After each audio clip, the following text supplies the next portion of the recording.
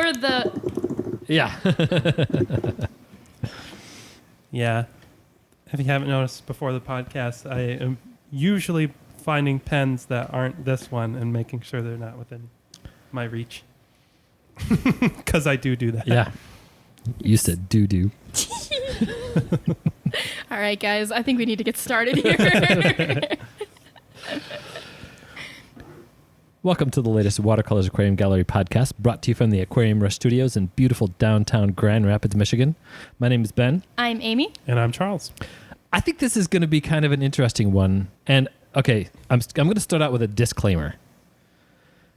These views are the opinions of us. They're only opinions. We're really... Okay, as I went through my list... These views do not reflect the opinions of Watercolors Aquarium Gallery as a company or... Yeah. We sometimes get a little heavy. We sometimes get a little, preachy. No, not us, right?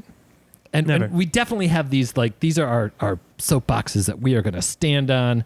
I'm sure this discussion won't circle back to there at all. Well, it might. But really, this one's more fun. This one is about... So, were you excited to do this podcast? I have to be honest here. I barely prepared for this one. I've been a little distracted. That's fair. I mean, do you have 5 things written down? 7. All right. Well, so you're an overachiever. Yeah. I have 6, but I crossed one out. Well... Yeah, so the 7 I wrote down at 6:53 tonight. Nice. Right. Yeah. So at this point, all of our listeners, well, unless, of course, they read the title of the podcast, they're going, what are they going to talk about? What are we going to talk about? This is going to be, and by the way, I'm going to say this title in a very specific way, and there's a reason for it, and I'll get back to that. The top 5 coolest human-produced fish. AKA, these are not naturally occurring. These are ones that... Dare we say genetically modified? Yeah, or line bred, or selectively bred, or... Something. Crossed, hybridized. Wait, so are you purposely excluding tattooed fish in your definition here?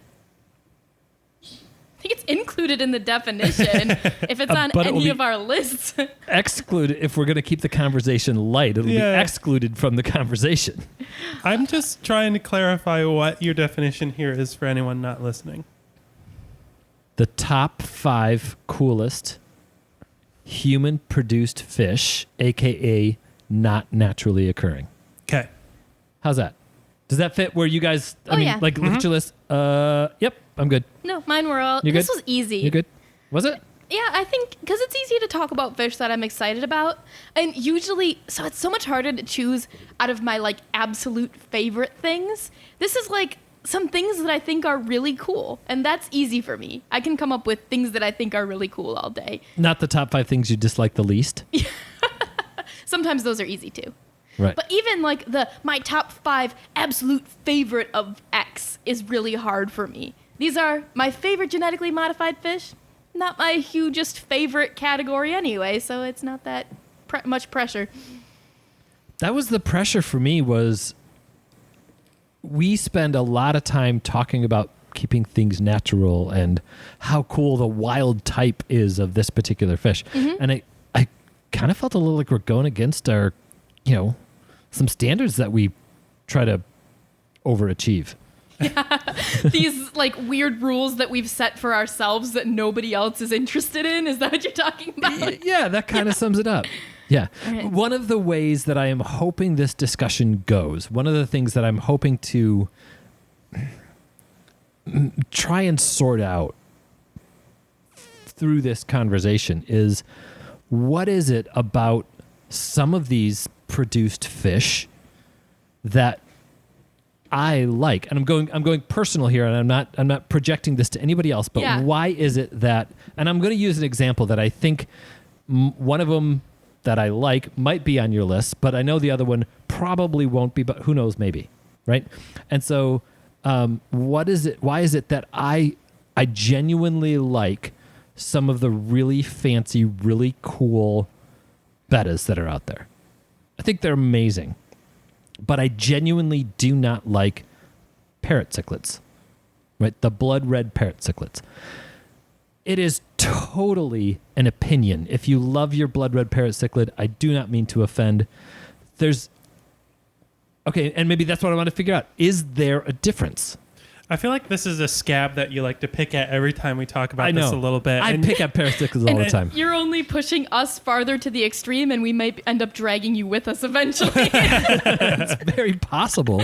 But, then I'll dislike less things in this world, and that's better, right? Yeah. We'll see where Ben ends up by the end of this podcast. Maybe we can swing him. Maybe we'll start carrying parrot cichlids. Or maybe we'll start not carrying some other things. Right. One of mine on the list, by the way, will surprise you. Ooh, I feel clickbaited. All right, let's get started. Okay. All right. So I'll start with a really good, uncomplicated one to ease us into this. I feel like talking about genetically modified, human bred, how we're changing things up is sort of making this discussion bigger than it needs to be in some ways. One of my top 5 man-made fish are sunset platies. Can't disagree. I love them. Yeah, I think the regular platy, the wild type, not that you'll really ever see it, it's a pretty cool fish. It looks great. We have all these awesome colors and varieties that are human bred, and I think they look great too. They do. And especially that color. Mm-hmm. That color just, it works. Against like a backdrop of deep green plants, that bright yellow and orange pops so much, and I think it's beautiful.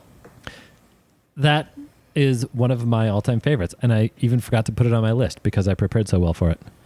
But it is an all-time favorite, and that's the fish that if we get and this, okay, darn it, on a soapbox, but we do things in certain ways around here. We don't have plastic plants. We don't carry them. We don't have clown puke, which is multicolored gravel, right? We don't have diving dog bubbler things. If you love those, that's fine. It's just not what we do here. We have divers and we have dogs, though. We do. That's true. Because Splash is awesome. Mm-hmm. Yeah. And don't put her in a fish tank. Right. But if kids want to get into fish, people use that excuse/reason, depending on who you are, of, well, we carry that stuff for the kids. And I would put forth this bold statement that if you would take 2 kids and with one of them set up the castle and the long fin balloon whatever and the red gravel and the bubbly things and the bright lights, here's your fish tank. And you take the next kid and you do a really nice, easy 20-gallon long with eco-complete, super easy plants, put a light on a timer and fill it with sunset platies. Kid number 2 is going to keep the tank longer, like it more, and develop a true love for fish and aquariums and natural things. Kid number 1, passing fancy. Mm-hmm. Yeah, my favorite food as a kid was a recipe of roasted Brussels sprouts that my mom used to make. And I like that better than chicken nuggets or French fries or frozen pizza because there was some care put into it, it was cooked well, and it was delicious, and nobody told me that I was supposed to like the kid food. Exactly. Yeah. I was wondering where you're going with it, and all of a sudden it's like, bingo. No, it's why should we treat kids like they're anything other than little people who are starting to learn how to interact with the world. Intelligent, inquisitive, learned little people. Mm-hmm. Yep. Give them live plants and sunset platies.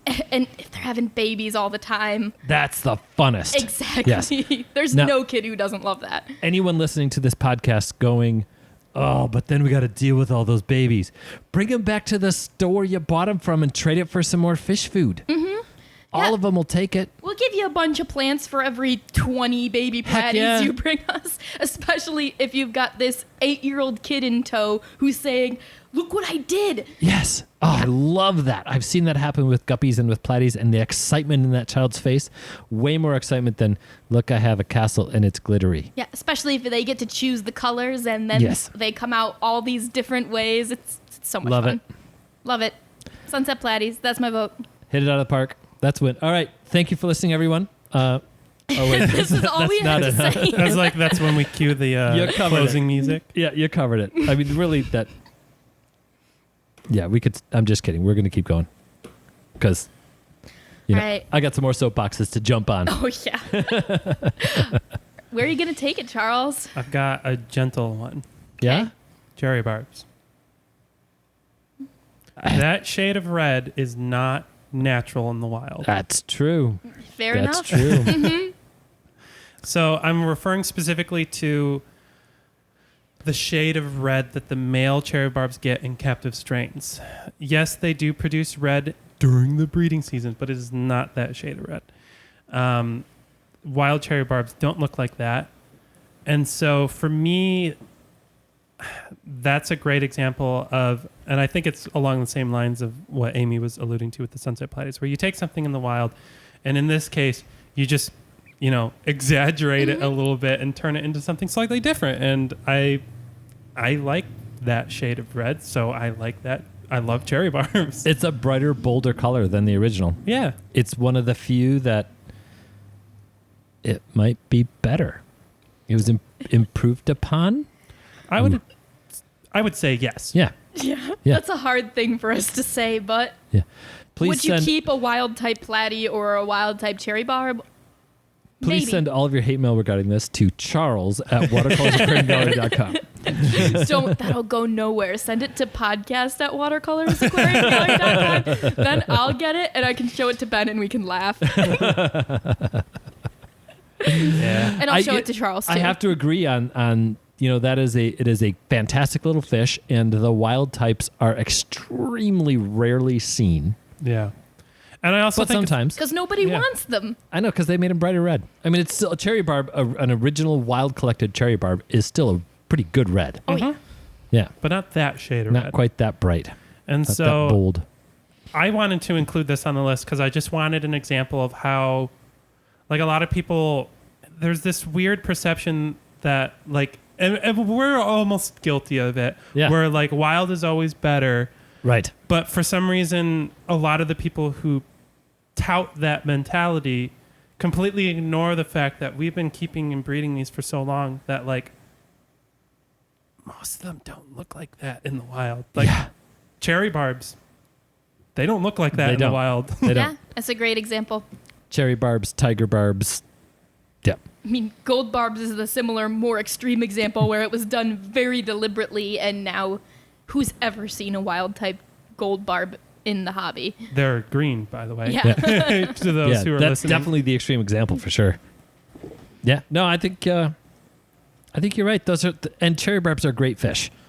They're fun little fish, good for lots of easy, comfortable tanks. Yeah, and great beginner breeding projects. Yeah, for sure. I've never bred one. 7 generations, something like that. 7 generations, something like that. Sorry, I was looking behind you at your tanks like, maybe you should throw some cherry barbs in there for a week. You're making a lot of sense right now. I like that idea. Or whatever we've got. Yeah, that's good. I'm done. So I'm gonna peel away the veil, take the scab, rip the Band-Aid off. All right. Right. So remember when we started this podcast, I said specifically the name of this podcast is the top 5 coolest. I didn't say my favorite. I didn't say the best. Right. I didn't say the ones that I love the most. Mm-hmm. So and you actually alluded to, is this genetically modified or line bred? And is there a difference? Yeah. Right. So this one, there's no question that this is a GMO. This is a genetically modified organism. Mm-hmm.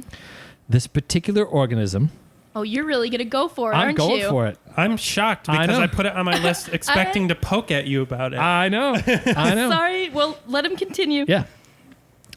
So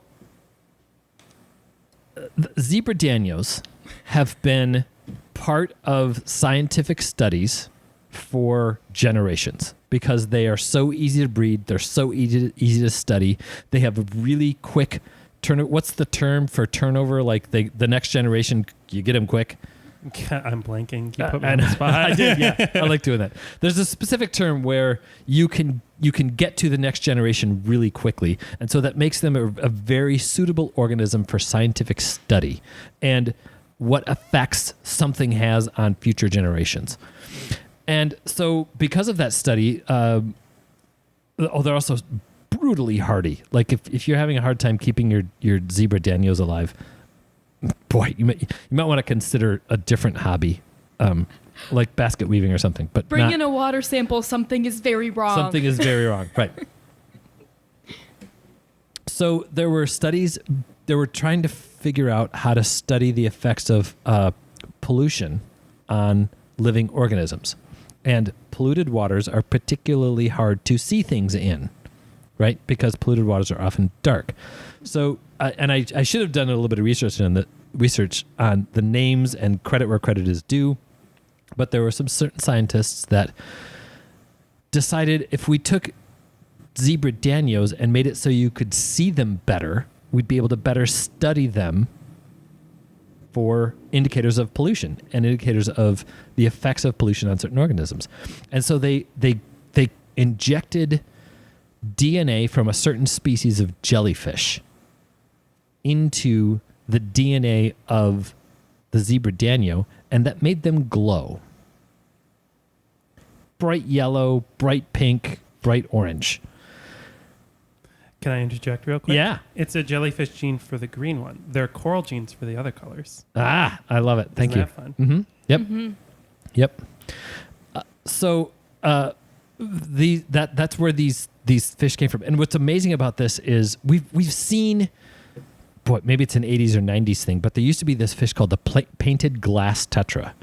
They still exist. Do they?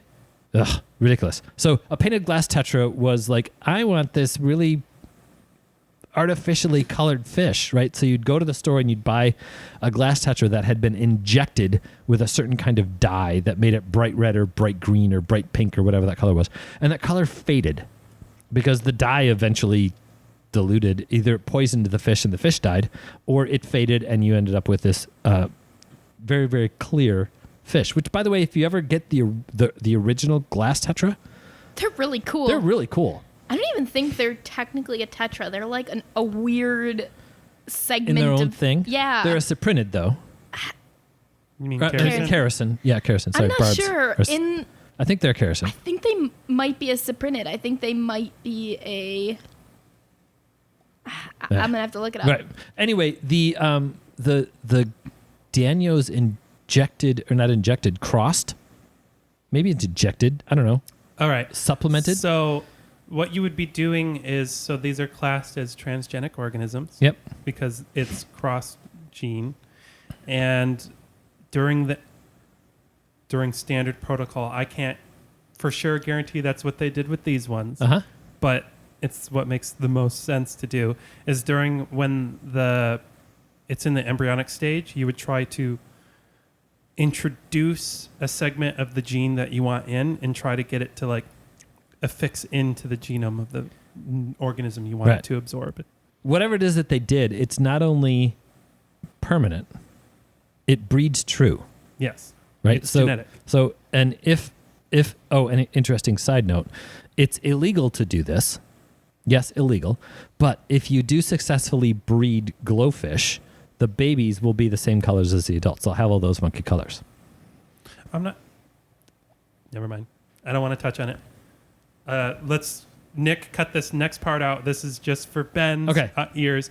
I think it's illegal to breed and then sell. I don't think it's illegal to breed them, but I'm not sure I want to touch that you're gray right. area on the podcast. Nick, keep that part in. Okay. Yeah. No, it is not illegal to breed them. It is illegal to then sell them because they have a patent on this, and we can get into the ethics of whether or not they should have a patent on an organism or not. But yes, that's not pertaining to this. Yeah, that's genuinely my only ethical question about glowfish is can you put a TM after a living organism? Yes. You can legally. And I think in this situation, yeah, they earned it. No. Yeah, that's a debate for another time. Yeah, exactly. So, anyway, that's really, really cool that worked with zebra Danios. Notice I said coolest. And I put in the beginning part of not my favorite and all those other things that I said about, I'm really proud of you right now, though. Yeah? So, yeah, I think you should own it. I'm owning it. I don't want them. I don't like them. The But question that's just isn't my what opinion. is the most tasteful fish that you Yeah. can have. Or even what's the most beautiful. I Yeah. don't think they're that pretty, personally. If you're into Dayglow, Right? I think it's a cute look. Yeah. But Or if you just come in and you tell me, yeah, I think transgenic organisms are really cool and I'd like to have some. I'm like, all right, well, that's a solid reason Yeah. to want them. Go If for you it. want glowfish and you want good, healthy ones, and you just genuinely want us to order them for you, we will. We'll order Maybe. you exactly the amount that you want, and they won't go into any of our other tanks. require you to pick them up quickly. We might not bring them upstairs. Just for the record, a glassfish is not a charicin or a cyprinid. No? What? It is in the Interesting. family Ambassidae. Oh. Who Yeah. else is in that? Nobody I recognize. Really? Interesting. It's the glassfish family. That's so cool. Yeah, because they're always listed on our wholesale list under miscellaneous, not under any of the other categories. Yeah.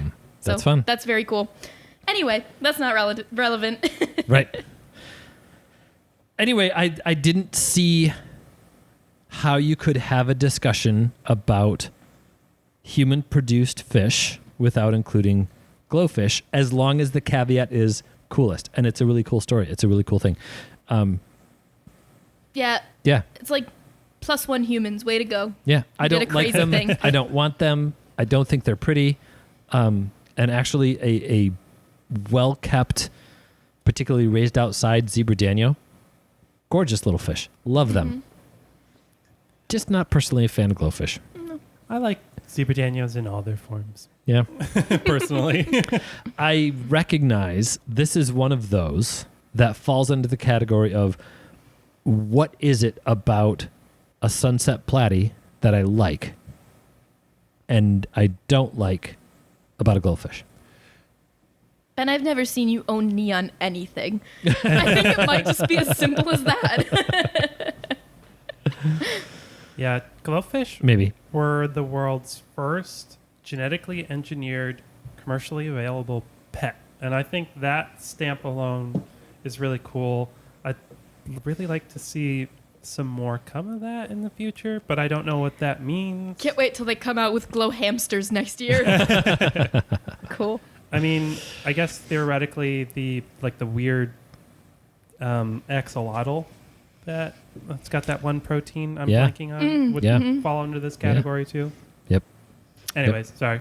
Okay. I did it, guys. All right. So I think mine might actually be a little more controversial than glowfish around here, Ooh. Gross. because it takes a fish that's already stunning, amazing, and makes it different. I don't think I can say better. But Okay, I but- chose, Would you say it's in your top 5 coolest? Oh, yeah. Okay. All right. I chose fire red Apistogramma. Oh, I'm totally. I thought about putting that on my list. See, I didn't put that on my list, but I did put the redneck macmasteri on my list. I put the Tripod cacatuoides on my list. Good. So The fire reds to me are like they're just special.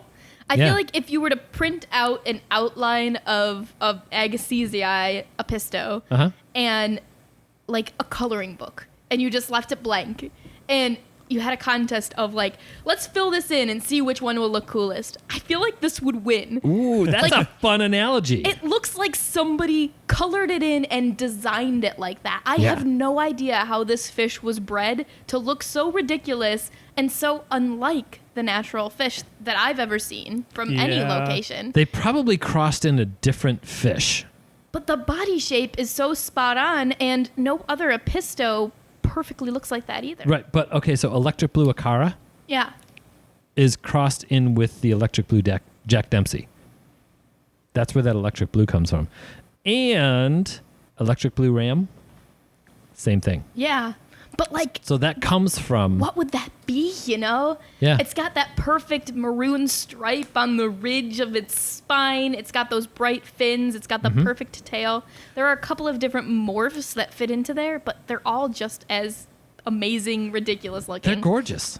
Honestly, you might not need to have inbred anything with No? an Apisto, just because I'm not going to claim to be an expert, but Yeah. Apistos are all genetically very closely related. True. And I do know of quite a few studies done on like different populations and their preferences for red versus blue colored males. Okay. And so I could easily see that, like, even though we've never seen an agassizii that skews towards red, they probably still have the gene set to do it.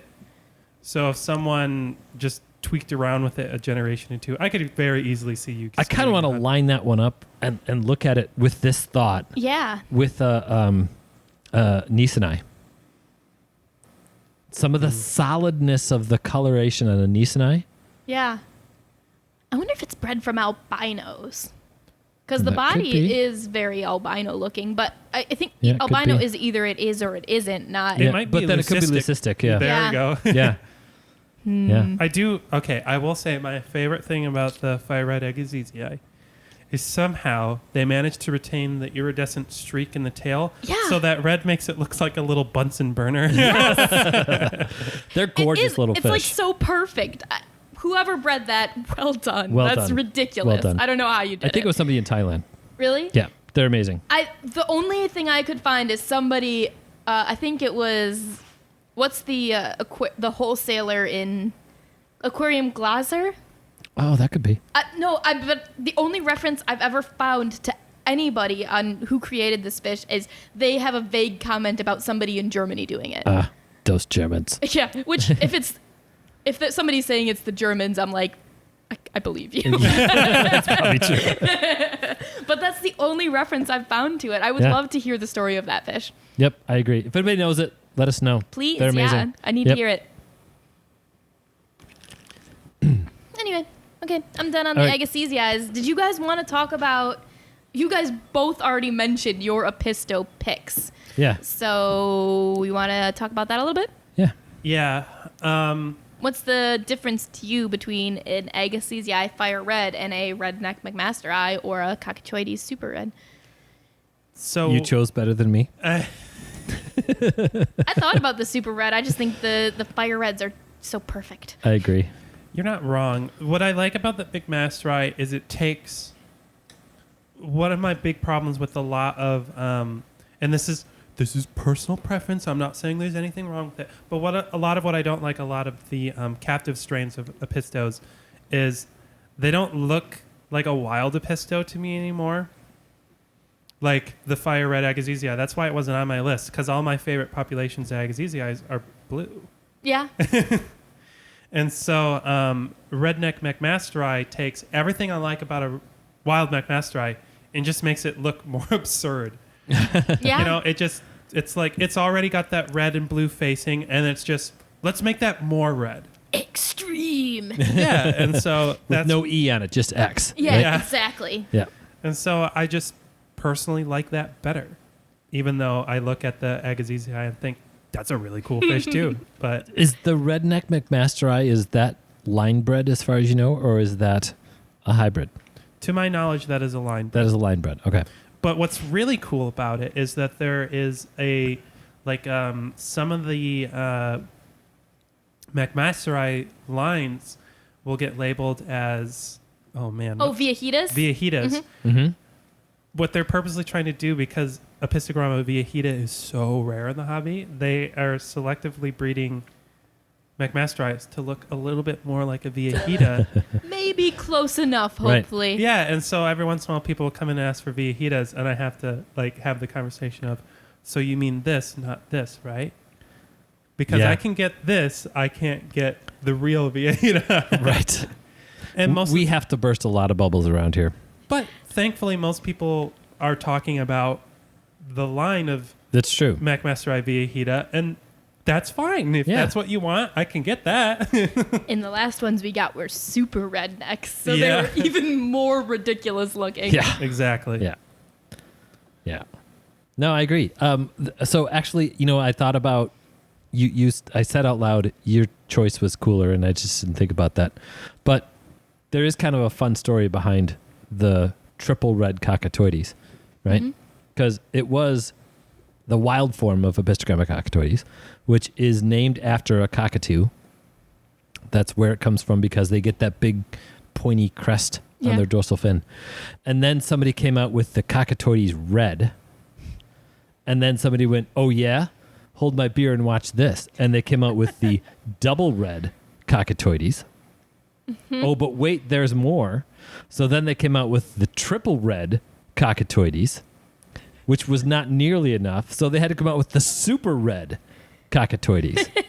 Am I missing one? And you can see the difference, too. You can, I think yes. that's all of them. Well, what's really fun to me about the single, double, and triple red, that refers to how many finids. Yes. And I love that it's not just, no, it's more red. It's like, well, this one has red on the tail, too. Yeah. It's on the tail and on the dorsal fin. Oh, yeah. This is red on the dorsal fin and on the anal fin. Exactly. This is red on the dorsal fin, the anal fin, the tail, and I lost out. I ran out of fins. I don't know where I'm supposed to go with that. It's just so crazy. And now it's just more super. Yeah.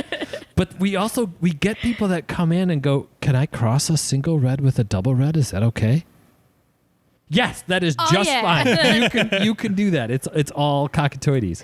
The fun thing about it, too, is like Apistogramma, when they're mature, are so sexually dimorphic. The males, they're big, gorgeous. The females, bright yellow, just as gorgeous, but completely different. Little rounder. On this strain, because they're so ridiculous looking, it's hard to tell. The females, I think, are actually prettier. Yeah, because they have just as amazing of fins, but they're also yellow. Right. Yeah. Yep. They look ridiculous and awesome.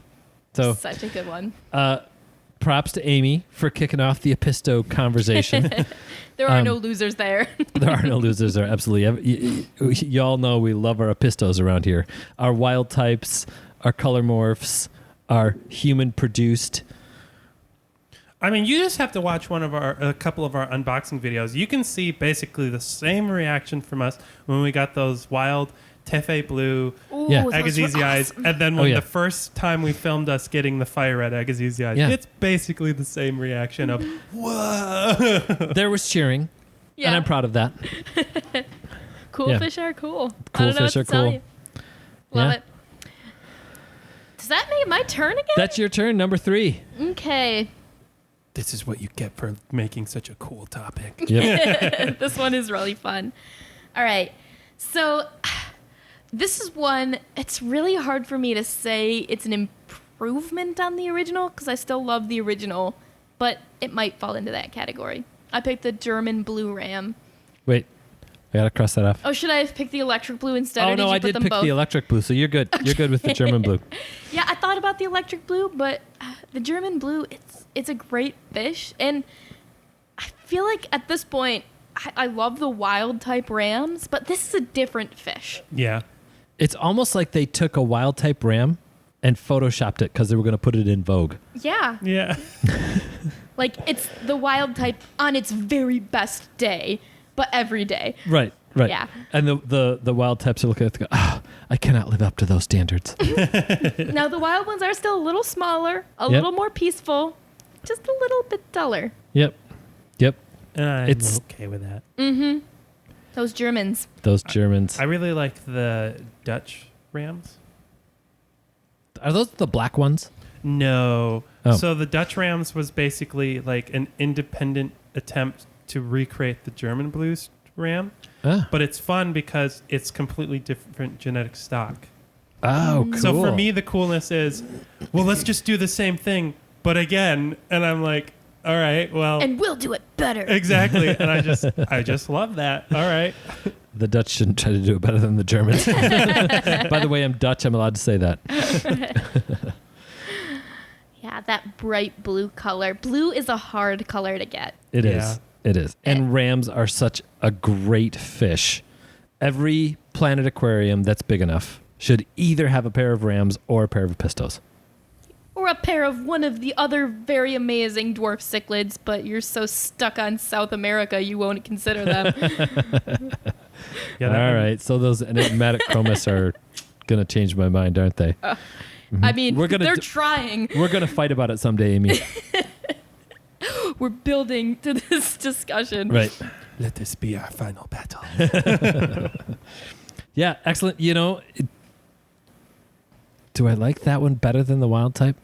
Maybe. I Charles? thought I did until we started getting the wilds in more. Yeah? You're liking those wilds, huh? I do. I like the wilds more only because I will fully admit I think the German blue is prettier. But I like the wild rams more because I specifically like that shade of blue that they get because it's a little bit more less dramatic. I like that shade of blue better. So my personal, I get that. That's the only reason though. And I do think breeding for color often breeds aggression into a line. Like German blues, I think, are more aggressive than the wilds. I think that's just because if you're selecting every time the biggest, most colorful, most personable fish in the tank, you're also selecting the most aggressive. A lot of the time. Yeah. I think you're right. Yeah. Yeah. Anywho. I like it. Excellent choice. Do you want to go to your ram? No. And then come back to me? No. Okay. Yeah. I might just skip that ram. All right. Haven't decided yet. We'll see. We can circle back to it. Right. So I want to put down domestic strain placats. I will specifically call out copper placats and alien placats. Wait, I got to scratch off the alien Betta. Because copper placats are just insane looking. They're so cool. And then the aliens are probably my favorite example of a captive made hybrid. Right. Both copper and alien are both specific hybrids of splendens and a different species, correct? I know the dragon scale is a hybrid. I'm not sure about the coppers, but I have to anticipate that they are. We can't at least I can't find that information. But my best guess is that the copper splendens have to have some copper smeridina in them and have to have some mahakiensis in them. Right. Like, that's just what makes the most sense to me. Yeah. Do both of those strains, are they more likely to come without the double thick scales that become such a problem for the dragon scale bettas, or is it still just as likely? The alien placats don't seem to, at least no one seems to talk about it if it does. Right. So I've never heard of it. The copper placats don't seem to get it as much. And I do have a black avatar alien at home that I'm watching very carefully on because I'm very curious. Yeah, there's any of the dragon scales I've just kind of been avoiding. Yeah. Because they seem to just inevitably go blind because those thick scales grow right over their eyes. If there's a way to get that shine without having a blind fish, that's way cooler. Well, I will throw this out here. If you really like the copper color specifically, and not just the iridescence, and you don't want them to go blind, get a copper smeridina. There it is.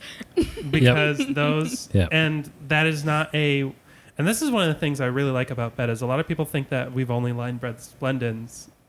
We've done it with basically all the splendens complex. Right. Copper smeridinas are not a natural thing. And crossed them back and forth, and whatever. If somebody, so in the aquarium club, there's a program in many clubs, ours included, called the BAP program, right, which is the Breeders Award Program, which is just a fun, friendly, hey, check out what fish I bred, right? And a competition of I bred this fish, I bred this many fish, and some clubs do have point systems. Some clubs it's 1 point per species, doesn't matter.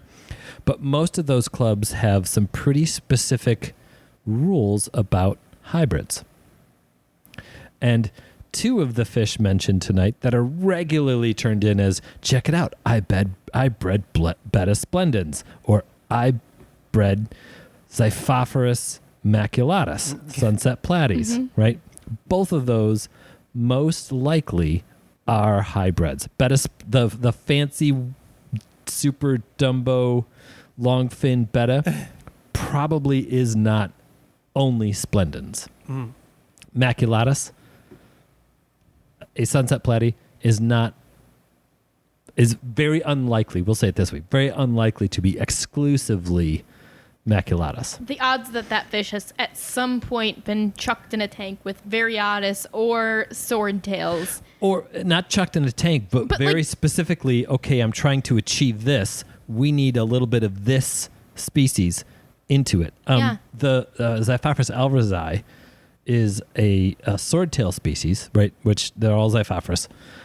But that has a lot of some really good red in it. And that's probably crossed with Helleri to get the really nice red tuxedo strain down the line, or the pineapple strain down the line. The Mickey Mouse Platy, that's variatus. Oh, wait, am I messing that up? Maculatus variatus. Somebody's going to call me out on this because all of a sudden I'm like, Isn't wait. variatus the longer finned platypus? No. One of them has the Mickey Mouse pattern on it, and it's a cross of the two. You're sort And of an obvious proving your cross of own the point two. I here. am, yeah, because you can't tell because it's really confusing. But Yeah. anyway, there's my little side note with splendens that unless you have a wild type, I'm going to go with this. Unless you have a wild collected from specific areas that weren't reintroduced, you can't say for sure you have an exclusive, genetically pure splendens. Yeah, I remember a few years ago, there was apparently a little surge of a couple people doing embellis, and I've seen pictures of them. Very sure that they were hybrids, and I have never had it in my heart to pop that bubble for people. Right. It's sort of like when somebody gets a rescue dog and you're like, well, what breeds is it? And it's a German Shepherd and Golden Retriever mix. And first of all, what are the odds that it has a purebred of either of those breeds in it? And second of all, that nothing else slipped in over the last 10 generations. Right. Same thing, right? You're really going to nitpick. This is a domestic fish at this point. It is what it is. It is. It's true. Yep. The alien Betta, what's the one that's most likely specifically in that splendens in what? Smeridina. Smeridina. Okay. Because if you look at it, it's got the very petite body that you kind of expect from a Smeridina, and that might just be a perception a lot of people get because Smeridinas, for their size, actually have pretty long fins. Yeah. And the type of patterning that they get, it looks very Smeridina-y. They're really sleek. Yeah. Like if a super Dumbo rainbow butterfly splendens is like this super ornate Cadillac. Mm-hmm. An alien Betta, that's like a little sports car. Yeah. Yeah, like a sleek looking. Like a Porsche. Yeah, exactly. Yeah. Yep. Cute. Love it. You'll also notice that I specifically said Plakat strains. Mm-hmm. I'm a little iffy on You like some the of short fin. I do. I'm a little bit more impressed when someone can get a fancy Plakat to look good than they with a long fin. You're like, yes, people are going to come at me for saying that, whatever. But if you look at like a poorly bred Plakat, they'll have almost like, it almost looks like the edge of the fin is like thinning out. I don't know how else to describe it. Whereas a well-bred one, it'll have that strong defined curve. Right. And that's just so cool to me. I don't know. I don't disagree. The breeding that goes into the selective breeding that goes into Betta strains, it's cool. It's insane. It's very cool. Shout out to Pete Gettner, who provides a lot of our amazing Plakat Bettas right now. Pete Gettner has been breeding Bettas, I think, since the 50s. Maybe even longer. Like, I think he would say for 60 years, 70 years. Wow. I think 70 years. Like, since he was 10 years old, he's 84 or something. Anyway, yes, he helped develop the Half Moon strain. And he's a really cool guy. Okay. So I'm so glad you brought up Pete because he's the one who's been breeding our amazing marble Plakats that we've had lately. Yeah. And I actually put marble Bettas as my preferred, one of my top 5 coolest man-made fish. And it's almost sort of an opposite thing to me as the coppers and the aliens because to me, it feels more like something that's creeped in without us really intending it to. As in, at this point, I'm less surprised when a betta does change color than when it doesn't. Oh, fun. You know, it's even when we have a, like, all right, we've got this platinum half moon. It's pure white. It's got these really nice opalescent fins. It's still like a 50-50 shot of whether that fish at some point decides, nah, I'm going to be blue. And that sort of like defiance of what we've wanted them to be, because that gene is in there and it will activate when it wants to, is so much fun to me. But we can also exploit it on purpose to make these amazing fish that change. It will be different when you buy it than it will be 6 months later, because it just will change at some point. It's an amazing thing that happens that I don't know that bettas are often changing color randomly in the wild from blue to green to black to whatever, other than breeding modes. Yeah, bettas in the wild, to my knowledge, aren't changing colors like crazy like that. But if you watch the embellished downstairs in the showroom floor are a great example of this. That the males in there only show color when they want to. And that shift of color can happen in about 45 seconds. Yeah, that's amazing. Yeah. And so a lot of people will be like, they don't have a lot of color. And I'm like, well, they don't have a lot of color now. Wait 2 minutes when some other fish swims out and he wants to show off. Yeah. Yeah. And the fact that Betta splendens mixed with other stuff and distilled down over so many generations. It's just a thing that happens that we just sort of accept as part of it. And I think it's so fun. We can't control our fish, but we can breed them and have them be more and more ridiculous, like those plackets that Pete's been getting us. I want to know where did that koi color come from? Because that sprang up. Yeah. There were all these, color morphs on bettas have been evolving for decades, literally decades. And there are some amazing, beautiful color morphs out there. But to all of a sudden get one that's speckled, that's a big genetic jump. And now it's everywhere, and it's almost like you more need to breed it out than breed it in. One of the things to keep in mind when it comes to the genetics of captive strains, and this is a lesson I learned from Pete, half moons came from one of his females. All of the half moons, everywhere, came from that one fish. Wow. Right. Such a fascinating little microcosm. Right. So where did that speckle of a koi or candy betta come from? I mean, I can explain what it is. I can't explain where. Right. That would actually help. Yeah. So, different, and off the top of my head, I won't be able to tell you which colors come in different layers, but betta color comes in 3 different layers. Okay. And so, if I'm remembering correctly, the yellows and reds are in the uppermost layer, blues are in the layer underneath that, and then blacks and whites are usually on the bottom layer. And so kois are, you've somehow managed to mess with all 3 layers at the same time. All right, I get it. Yeah. I get it. It's I know there's a specific gene that triggers marbling. So I guess it's that happening at all 3 layers is what you're saying? Basically. Neat. Now, don't quote me on the outer layer is red. Yeah. No, but there are 3 layers to betta colors. And somehow the koi gene is, let's just mess with those all at the same time. It's super cool. And it's like, did somebody set out to do that, or did that just happen? And then they were like, that's cool. Let's keep doing that. And then now, if he brings us a batch, there are some that are blue and white. There are some that are all white with black eyes. There are some that are red and orange. There are some that are red and white. And all of them are absolutely gorgeous, and they shift and morph, and they all come from the same genetic origin.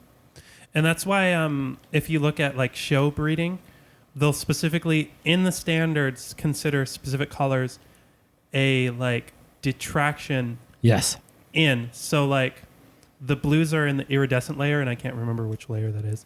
But that's why, because the red is in a different layer of the skin, blue is specifically considered an infraction on the red strains, because that means you have not selected out color in a different layer of the fish. That's amazing. Yeah, that's pretty sweet. Betta breeding is so cool. That just made me like, wait. Okay. Do you have something to say, Ben? No. Okay. Okay. I'll I have accept to that as explain mine because because I only have one left. I think I took a bonus turn. oh, I've wait. got 2. Yeah, that's Yeah, I've got 2 as well. Yeah. Okay, good. So I kind of skipped you guys on that one just because it was related to what we were already talking it was about. important. It was valuable, and you have done well. Yeah. Thanks, Ben. You betcha. No, we're going out of turn, so I'm going to do mine next. Go Yeah, ahead. okay. Yeah. It's because the red, right? And all of a sudden I started to recognize that's right. I remember getting a good red in a betta that's solid is one of the, that's like you've achieved something, right? I happen to love Dumbo bettas, right?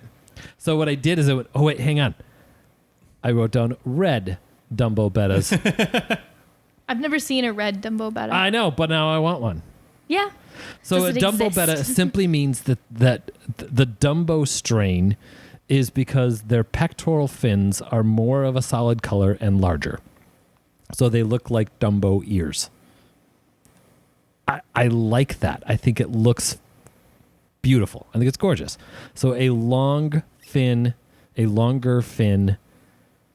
Betta with big Dumbo ears and red, that would be my coolest. Oh, he's nice. Yeah, absolutely gorgeous. Amy just brought up a picture, and I Would you prefer a long tail? think, yes, I love the long tails. I know they can't swim as well. And actually, that butterfly with the red and white and no blue in it, that's beautiful to me. I love it. So as long as we're that's sweet. hyping up red right now. Heck yeah. For me, I personally consider the epitome of betta show breeding to be super red Plakat males. If you can get a good red and a good show Plakat tail, man, you're good. That's really striking, too. That's- I still insane. like a big half moon tail. And I like the long fins. I want that balance between it's a long enough fin to look flowy and elegant, but still able to swim. I don't have a particular problem with most of the long fin varieties. I just like the Plakats better. So I'm not Yeah. detracting from it. I Yeah. still think it's great. Like we said at the beginning of this is our opinion. And our opinions do not always agree. Yeah. Right. The only finnage on bettas I really get like icked out about is like the rows or double like super long tails, because you can see physically those fish just struggle to even get up for air. Yeah. But like I a think- regular half moon, is that really right. suffering? No. I do got to say, though, if somebody could breed a super extra flowy, amazing, crazy long veil tail betta that could swim just fine, I would absolutely love it. Yeah, like maybe it still has that beefy body of like the king whatever it bettas or is. something that's really muscular Yeah, or somebody waved a magic wand to make the Right. tail be lighter. in this fantasy world. In this yes. fantasy world, I would love it. But a fish that cannot function, dang it! Now I'm opening up a can of worms. I almost can't go there. I've But known so many reasonably tailed Dumbos that are notorious and constant fin nippers. One of our employees here has one that it was a long fin betta when she got it. It has chosen to be a short fin betta. it nipped its own tail. It nipped its own tail and won't let it grow back out because he doesn't want to not be able to swim anymore. If I bite this, I swim better. yeah. Yeah, I get it. Yeah, and I don't want that Yeah. fish. I want it to all be perfect. Yeah. Hey, I think this is your equivalent of, you remember the one podcast where I was like, a genetically modified cleaner wrasse? Yeah. Yeah, maybe this is my genetically modified like, cleaner wrasse. It's got a tail that's longer than its own body, but it swims just but fine. it swims just fine. Yeah. Yeah. Yeah. No. Because they look beautiful. the elegant half moon curve, which has to it can't be too long to get the half moon shape right. With those big, elegant pectoral fins and red. Have you ever seen a Dumbo plakat? Yeah. I don't know why, but if we're talking Dumbo strains, that one really pleases me because if you've done it right, the pectoral fins are almost the same size as the tail. Yeah. And those guys can still make it to the surface for air and food and be just fine. They're just almost comical. Yep. Yeah, every time they run, it's like... All right, we've railed on bettas for a while. I mean, in this conversation, it should have taken up a lot of it. That's very true. That's very true. There is one other fish that needs like to the be... one. Yeah, no, there's two that are just as big, but we'll get to that one soon. But I think we went... I have one left. And I've got two still. You've got two left. I think it's Charles' turn. Charles, and then back to you, then back to Charles, then me. Oh, you only have one left. I only have one left. Okay. All right, well, I'm ready for flack on this one. Load them up. Albino corycats. All right, so I'm gonna disqualify you. Yeah? I am. Why is that? Because albinism is a naturally occurring fish. I mean, so is any color genetic modification. I should say mutation. But you'll still find, not very many, you'll still find albinos in the wild. You won't find a long-finned Dumbo red plakat in the wild, ever. I mean, but you will find red cacatuoides and you know what I mean? Not super like red. that. I stand by it. I stand by it. Only because you'll find it. It's notable because that is hard to make it in the wild. It is very hard to make it in the wild. Yeah. They are, artificially surviving in our tanks where they shouldn't otherwise. More or less, yeah. So maybe you can sneak in. Yeah, and then they're going to breed true, you'll get more, just like with the bright red cherry barbs. If you breed any two Aeneas albinos, what proportion of those fry would be albino? Roughly, I know you guys. I think don't it should know be exactly. 25%. I think it should be more than that because albinism is recessive. And two recessives, so it should be 50%. Yeah. Almost to the... Will it matter if they've been line bred as albinos for 50 generations? No, I don't. So typically with albinism, it's on or it's not. So it almost behaves like oh man, who was the guy that did the Punnett squares? Mendel? Mendel. It almost behaves like Mendelian Wow, how did I genetics. pull that out? Thank That you. was really impressive. The albinism typically almost behaves like Mendelian genetics. So theoretically, it should be 100%. But I think that you'll still get a few regulars in there just because genetics usually don't like to play nice with you like that. What's really interesting is because it's recessive, if you outcross albinos with a wild color, they will all come out wild color. But if you reproduce those wild color ones, then you'll get 50-50. Wow. That pauses me going, genetics are crazy. Yeah. Basically. Right. Wait, no. Then you'll get 25%. Sorry. That's Fine. where your 25% Okay. comes from. That's better. There you go. That I got there better. There we go. With All right. Punnett square. Scribble, scribble, scribble. scratch out, Yeah, scratch yeah. out. Okay, good. I don't like albinos. I know you don't. I just... Because they're creepy? No, they're boring. They're white. Yeah. They're boring. I like them just because I like albino. It's a genetically interesting thing. Yeah. Yeah. I love that we have to justify why we like something. Like No. we're allowed just to Isn't like that it the or whole not point like of this? I don't. Well, like I need to get into my deep psychological. Why do I like pink fish and why don't I like them? It's like, well, when I was 5 years old. It's just, you like them or you don't. I have a specific reason why I like albinos. It is not relevant to this podcast, so I won't tell that story.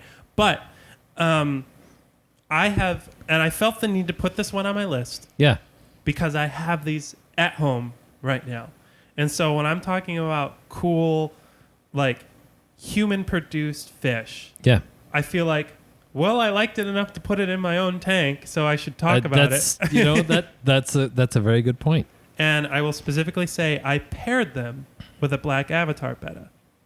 So the contrast there works for me. Interesting. Did you put Sirius Stone in edit that part out.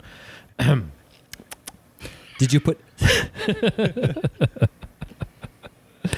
Did you put Sirius Stone in the tank? I did not. I put in a boatload of driftwood, so there's a lot of shadowed areas. Oh. Because A, as an albino, they don't like direct light. Yeah. And B, that black avatar betta is dark colored, but he's got bright iridescence. So if he's coming in and out of light, he looks really cool. Oh, I bet. Interesting. So I'm working on trying to, like, I want to do more plants, but there's so much shade and so much wood that it's hard. So, like, I'm in the process of trying to figure out, I want to rescape this, but how? Sirius Stone. Yeah. Yeah. I bet it would look really nice. I think I've been, like, you know, mulling it over in my head, like what it is that I don't like about albinos. Mm-hmm. I can't think of an example where the natural form isn't better.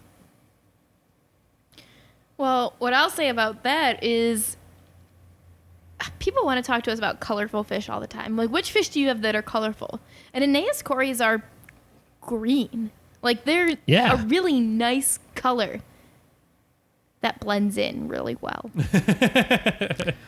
The albinos are undoubtedly more striking. They provide if not a more nice colorful. contrast.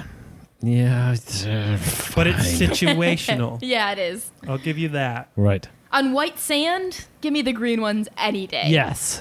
But Any in a day. dark colored tank with green plants and driftwood and a black betta, yeah, okay, a white cory cat fits in. They do pop. It does. Have you ever seen an albino neon tetra?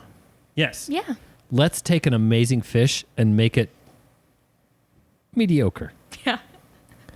That one to me just like, why? Why would you want that? Right. Neon tetras, arguably, if they weren't so common, one of the most incredible fish on the planet. Have you ever seen a gold cardinal tetra? And I'm not referring to the gold neon tetra. This is a very different animal. I'm not sure. They'll have a very much reduced red, but the blue stripe is like got a goldish, like almost contamination to it. I won't say it's better. I will say that if you put in like 5 of those in a school of 20 wild ones, they do stand out. Oh, it's nice to have that contrast. Mhm. That little glimmer in the middle that makes you look twice. Yeah, You you're know, like, whoa. somebody made the point to me one time. I'd forgotten about this when I brought up the albino neon tetras. But what if you had 20 neon tetras and 3 of them were albinos? I'm pretty sure that's Charles's point. I know. He's made that to Damn me it. before. And that would be kind of cool. It would be cool. Ugh. Or if you have but here's the thing. 205. I hate proving myself wrong. No, I don't think you're proving yourself wrong. You ready? Yeah. It makes people look twice at the wild type fish. And that's It why I makes like it. everything else look better. There's a reason, like, the show-stopping quality isn't the gold cardinal. It's in the land of the blind, the one-eyed man is king. There you go. There Yeah. you go. Yeah. Put me in a room full of really, really ugly people, and I look pretty good. Yeah. Yeah. Fair enough. Yeah. Okay. Albinos. I guess if I brought up glowfish, you're allowed to bring up albinos. All right, and if you're allowed to bring up albinos, then I'm allowed to bring up hybrids. Because I put electric blue acara on my list. Did you? Yeah. They're gorgeous. If you want a Jack Dempsey or an electric blue Jack Dempsey, this is a better fish. I don't even need to hear about your situation, whatever. It's a better fish. Yeah. I don't need a qualifier. This is like the perfect medium-sized cichlid to me. Like, it doesn't have that Right. hyper-aggression. It still has that intense color that you want. No, it's not natural. You know what the natural Acara are? Subtle. I'm not going to say less pretty because they are Subtle. fantastic. Yeah. But they're subtle. If you Yeah. don't want subtlety, but you still want an amazing tank, you still want it to be able to function as a community, electric blue Acara. Like, for a 4 to 6 inch cichlid, every single time. It's as beautiful as an electric blue Dempsey, which, by the way, is a naturally occur. Mm-hmm. But it wasn't intentionally named after a boxer. They are still cichlids, Yes. but it's not the same They're- category. They're not going to kill Not the same everything weight like class. a Dempsey. Yeah, not the same. Well done. Well said. Yeah, not the same weight class. Yeah. And they just Side look note, in so case you're happy. wondering, yes, Jack Dempsey was a very famous boxer. The Yeah. fish was named after him because it's mean. Because it's meaner than he was. Right. Electric blue Acara. Yeah, I had electric blue ram on my list, which, so the genetics of that, they think electric blue Dempseys, they have found in very rare cases naturally occurring, almost as rare as the lightning maroon clown. They took those and hybridized those with Acaras to get the electric blue Acara. They took that and hybridized it with a ram to get the electric blue ram. Somebody's going to say, no, that's not how it went. And maybe you're right. Maybe I'm wrong. But Tell us the story if you yeah. think we're wrong. I'm close. It's something along those lines with how all of that electric blue color came out. Electric blue rams, gorgeous. Electric blue Dempseys, gorgeous. Electric blue Acaras, not only gorgeous, but also a great addition to lots of tanks. I just want to throw out there, I like the of the electric blues. I think the yellow face electric blue ram. I don't know why, Oh, but yeah. having that little mask, they look so cute to me. They do. Yeah. They do. Little face. Yeah. So, anyways, there's Yeah, you're right. You're spot on. That's a fish that needed to be talked about. And the story behind it is pretty cool. Yeah. Yeah. And this is one where, is it an improvement on the wild fish? This is one where I really, really want to say yes, and even Yeah. though I don't want to. Right. But the regular blue Acara is a nice fish. This is a fish you can see from across It's the room. Stunning. Yeah. if you want a showstopper in like let's say a 75-gallon tank, Yeah. and you want it to pair it with, let's say, a school of Serpe tetras. Oh, yeah. That Ooh, fish yeah. will stand Yeah. out. Good combination. I like that. That's how we have them here in the store right now. Yeah. I did that on purpose. They look really good together. It's a really great combination. Any of the larger like fish, it's only gonna get irritated with other cichlids. Some of those cichlids, once they start breeding, will kill anything. Yeah. And the electric blue Acara, that's a challenge with it. It attracts the attention of other cichlids because it's so bright. Yeah. And brightness attracts the attention of aggressive fish. It looks like it's really aggressive to other cichlids because of its color. Yeah. So other cichlids are gonna want to shut that down, and the Acaras are like, what? Yeah. I just got a paint job, man. They don't know. Yeah. Good Yeah, call. I like love it. that fish.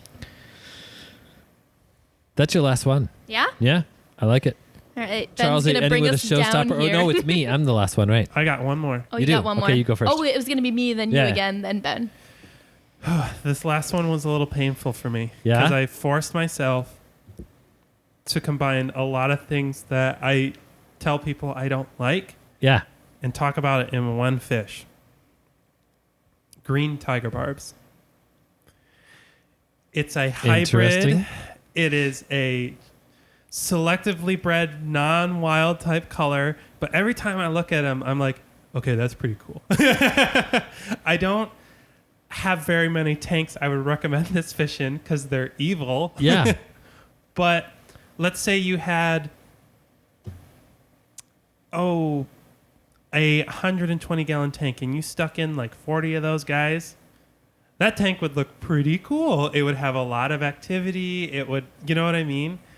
And so especially if you were going for like you had a bunch of like big leaf, like quote unquote colorful plants, which when people say that they mean not green. Come on. Right. Green's not a color. I feel like those would really stand out. And as far as weird, evil hybrid tiger barbs go, I think that's the best we've done. At least it's like if you're gonna go with tiger barbs, the regular domestic tiger barbs look pretty similar to the wild ones. So why bother with those? They're at least different. Yeah, okay. I won't get into that. I'll stick to just talking about the green tiger barbs. No, you know what? We're towards the end of the night. I'm taking the gloves off. I'm not giving you that one. Your opinion is wrong.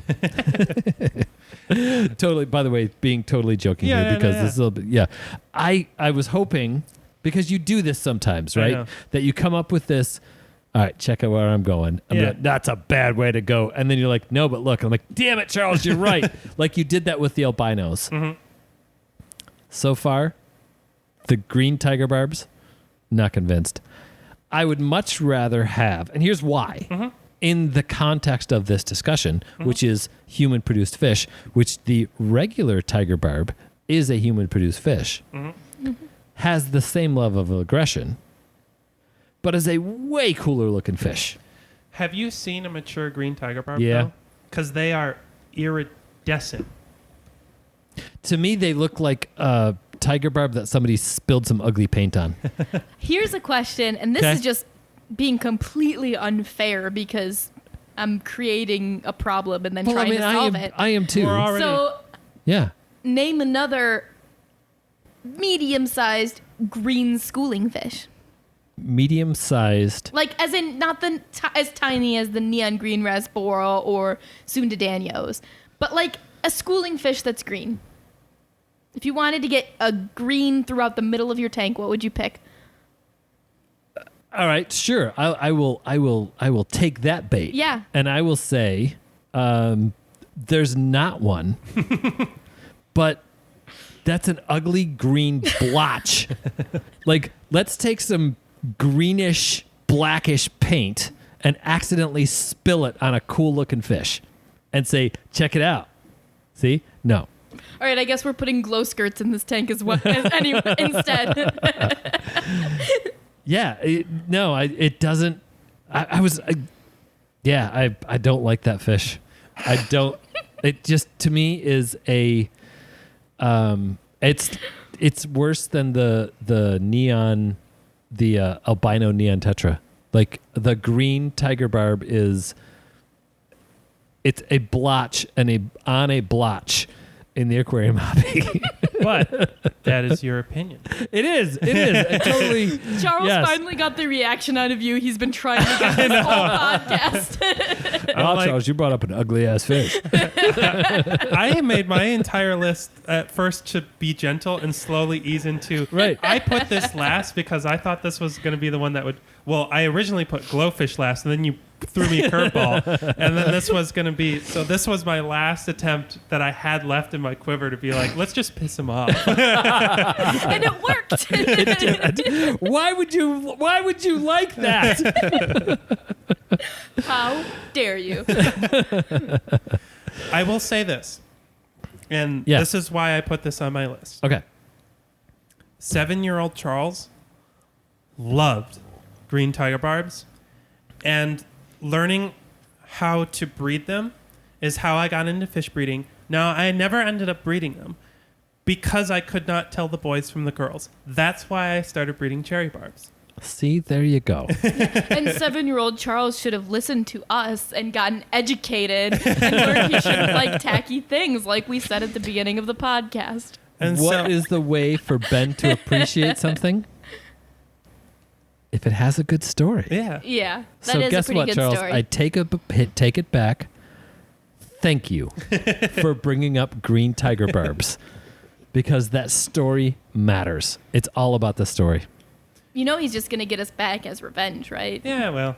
No, not at all. That is genuine and 100%. I mean, with your last point. Well, that's possible. But I will also say that my opinion on this fish is Yeah. I grew beyond it.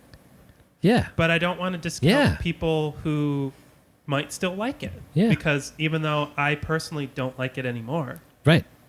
I did. Yeah. that's the story, man, and the story is it. That's it. You got to know this about me by now, right? Yeah. That there's that running joke about the, whoever dies with the best stories wins. Mm-hmm. It's all about the story.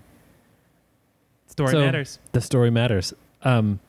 Had you not told a story about why you like that fish and it being like this childhood thing that developed you into this great aquarium guy that you are today, I'd have been like, dude, man, what'd you bring up an ugly ass fish for?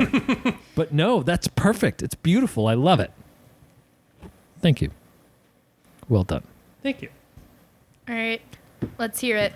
Yeah, I'm dreading. Do you have a guess? I think I know don't. exactly what it is.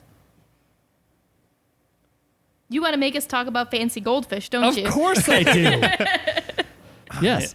And so I thought about this one. I actually thought about more than just 6:53 p.m. tonight. Robin and I talked about this. Robin's my wife, by the way. I knew it was going to be your first thought when it came to this Yeah. conversation. Yeah. I cannot believe I did not think of that. Of as being course your it's goldfish. choice. What was the first human-produced fish? I mean, What is the reason people keep ornamental fish? there you go. Yeah. You saying specifying ornamental, I was like, I'm sure there's some ancient aquaculture, and then you said ornamental. I'm like, okay, yeah, then I got Yeah, nothing. It's goldfish. Yeah, it's goldfish. That's it. Yeah. So just like I've loved the way, and of course that's how we would do this, right? Nobody said, okay, my top 5 coolest human produced fish is bettas. Nobody said that, right? You said certain kind of plakat, and I talked about dumbos, and you talked to, we all did, right? I'm Yeah. losing Yeah, my yeah. track, right? But it was very specific. And so I'm going to very specifically say a red and white Ryukin goldfish. So you're saying you like this fish because it's got the longest story? I have no idea how long that particular goldfish's story is. I mean, Well, if you I'm not saying walk it back to, like, the carp it came from, 2,000 years? yeah. Estimates are between 1 and 2,000 years. Yes. Yeah. Yeah, but not a carp. Goldfish are not carp. The Koi are carp. Goldfish are not. cyprinid it came Yeah. from. Yeah. But it's a common misconception. I had to make the clarification. And I almost talked about koi instead of goldfish because koi and goldfish, the development of those color strains, both evolved kind of at similar times for similar reasons. They were food fish, and they started keeping the pretty ones, right? And koi in Japan and goldfish in China. But many of them, so I chose the Ryukin very specifically because I started going through the functionality of fish, kind of like what we talked about with bettas. And the wen on an aranda can cause issues with the functionality of the fish. Mm-hmm. Although I think a red cap aranda done right is a pretty cool looking goldfish. The bubble eyes, man, have you ever seen one of those pop? Ugh. That's rough. Yeah, you're lucky if it lives that long. Yeah, yeah. The black ranchu, is that the one? Yeah, and really, the black ranchu is the one that's most likely to come without eyes, but any ranchu is caused by a spine deformity. Yeah. So, Well, so is a Ryukin. yeah. I mean, they've got that compressed spine, and that's what gives them that bulbous shape that I a guess Ryukin and an aranda. with and, the ranchus, pearl scales, and those forms, I guess they just don't have the dorsal fin, but their spine is a different shape too, I think. yeah, There's two without a dorsal, the ranchu and the lionhead. The Or lionhead don't have and dorsal the fins. pearl scale is somewhere in that group too. Pearl scale is only about the scales. It's sort of like a dragon scale on a betta. Yeah, but I'm pretty sure they have the same body form as lionheads and ranchus. You can have a pearl scale ryukin, a pearl scale ranchu, or a pearl scale oranda. Really? Yeah. I've never heard of a Looks like pearl a golf scale ball. ryukin before. Yeah. Okay. Yeah. Yeah. It's the scales. Yeah, I feel like ryukins are the most justifiable of any of them, so it was probably a good pick. I kind of went that way. They have the beautiful, elegant finnage that makes the fancy tail goldfish cool, and the history and all that stuff. So, goldfish need to be brought up. The more that you've picked at that scab and questioned yourself of like, why is a goldfish okay and all these things aren't, Yeah. you've pushed me very closely to they're not.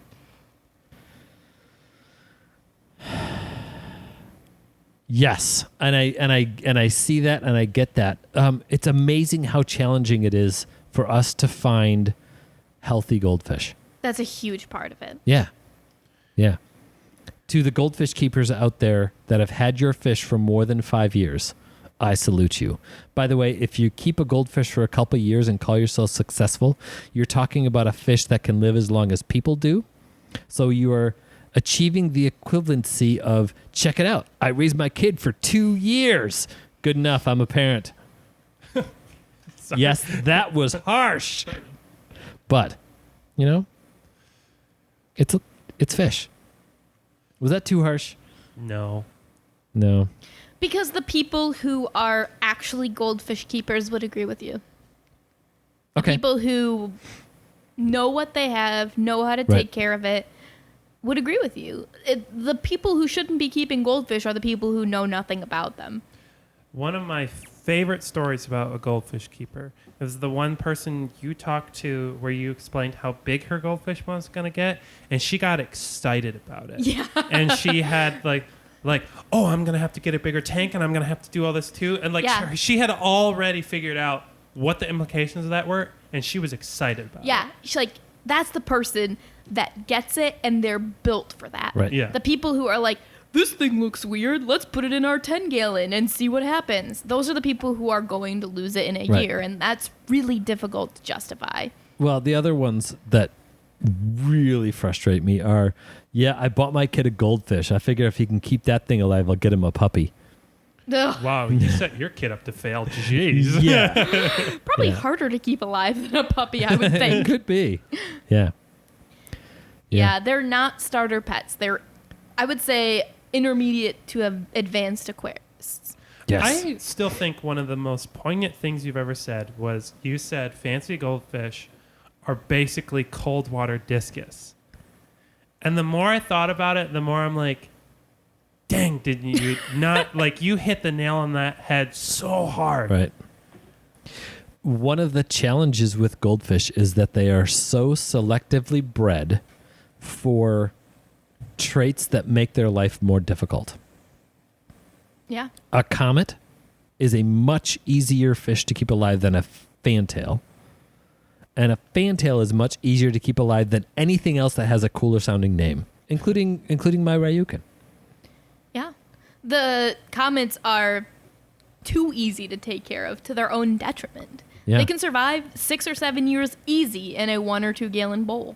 The In a fancies don't. sad and pathetic way. Exactly. Like they're going to Yeah. be unhealthy and miserable the entire time, Yeah. but they will survive. Yeah, it's true. Sorry.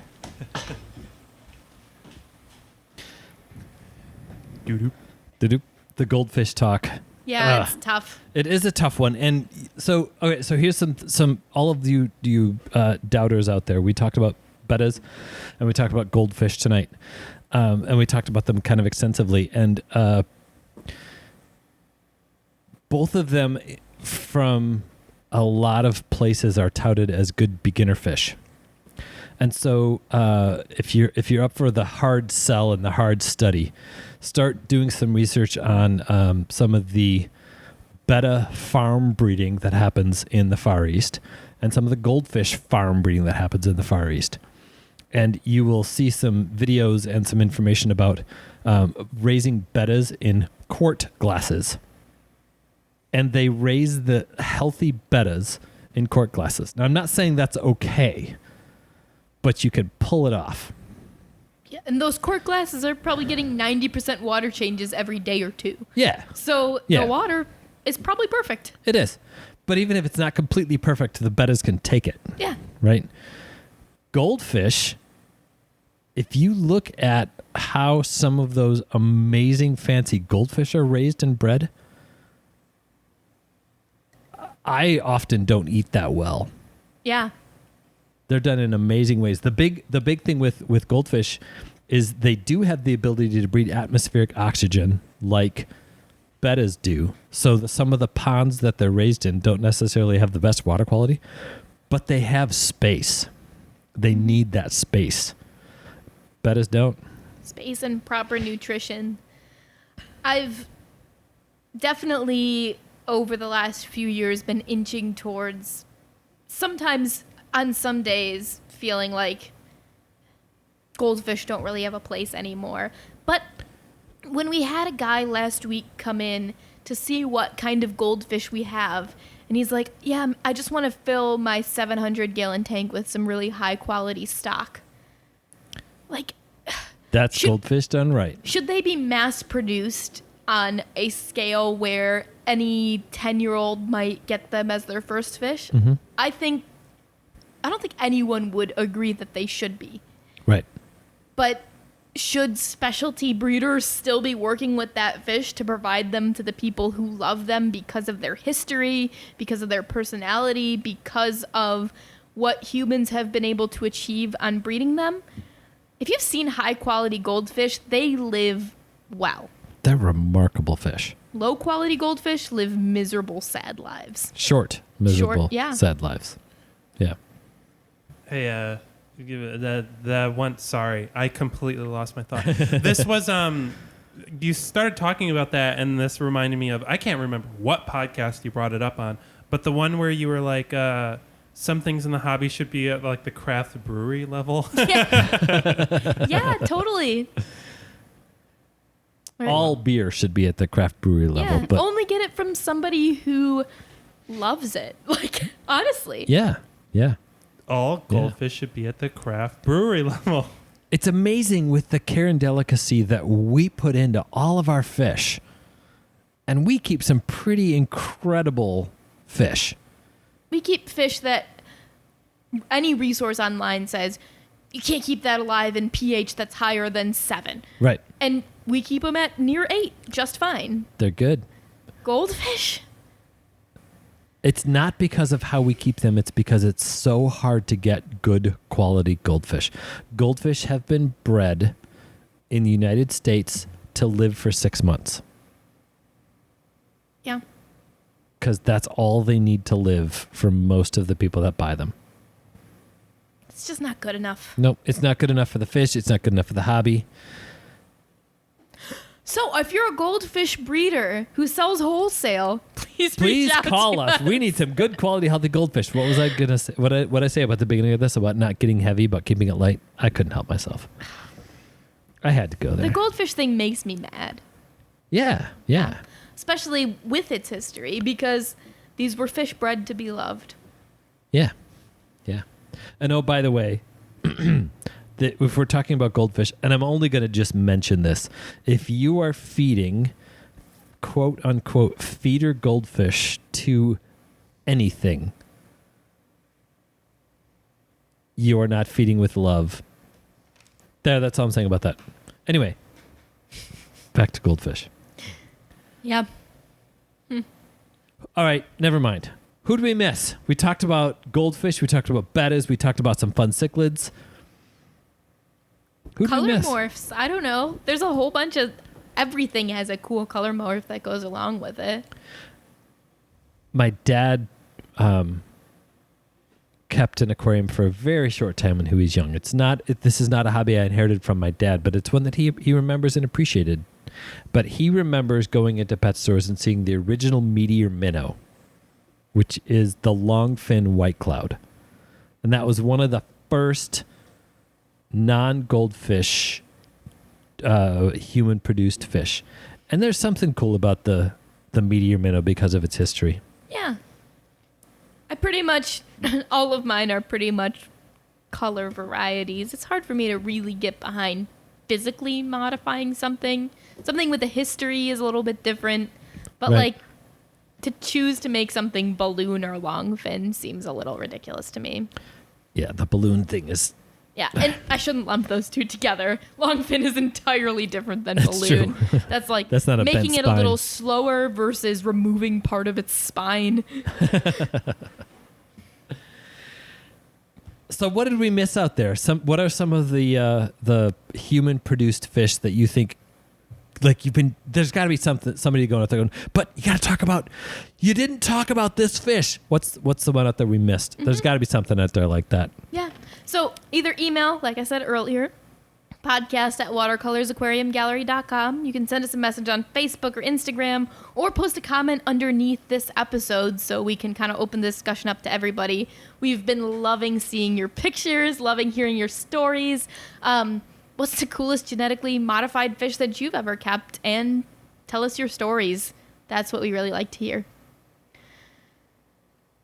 Be sure to check us out on YouTube too, where we kind of do a little bit more abbreviated subjects of some of these things. Yeah. Hopefully this one was fun for you guys. We tried to keep it fun. Of course, you can't listen to one of our podcasts without hearing at least one or all of us get onto a little bit of a soapbox. It happens. We can't help it. We're pretty passionate about this. Sorry. But thank you so much for listening, and let's have lots of fun and keep those hands wet.